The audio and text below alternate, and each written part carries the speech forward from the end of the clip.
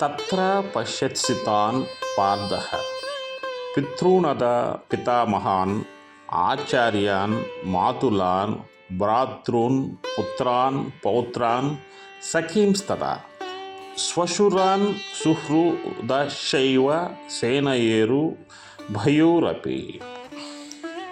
తత్ర పశ్యత్సితాన్ పార్థః పితॄనధ పితామహాన్ ఆచార్యాన్ మాతులాన్ భ్రాతॄన్ పుత్రాన్ పౌత్రాన్ సఖీంస్తదా శ్వశురాన్ సుహృదశైవ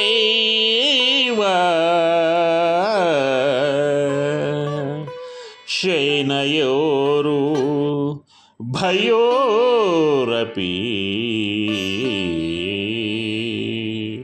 అంటే ఈ శ్లోకంలోని కొన్ని అర్థాలు తెలుసుకోవాలి ఎవరైనా సరే. ఇక్కడ అర్థాలు ఏంటంటే ఈ శ్లోకంలో పితృన్ అంటే తల్లిదండ్రులు, పితామహాన్ అంటే తాతలు, ఆచార్యాన్ అంటే గురువులు, మాతులాన్ అంటే మేనమామలు.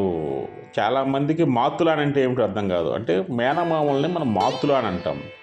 అదేవిధంగా భ్రాతృన్ అంటే అన్నదమ్ములను, అంటే మన బ్రదర్స్ అంటాం కదా ఇంగ్లీషు, దాన్ని శాస్త్రంలో వచ్చేసరికి భ్రాతృన్. శాస్త్రీటే అన్ని లాంగ్వేజ్ల మూలం, అక్కడి నుంచి తీసుకుంది ఇంగ్లీష్ కూడా.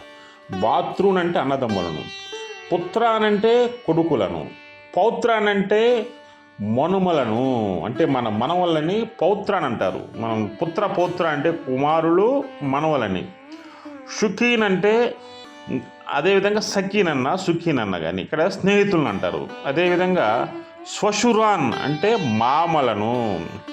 శ్వశురాన్ అనే పదం మామలను అనే మీనింగ్ వస్తుంది శాస్త్రీట్లో.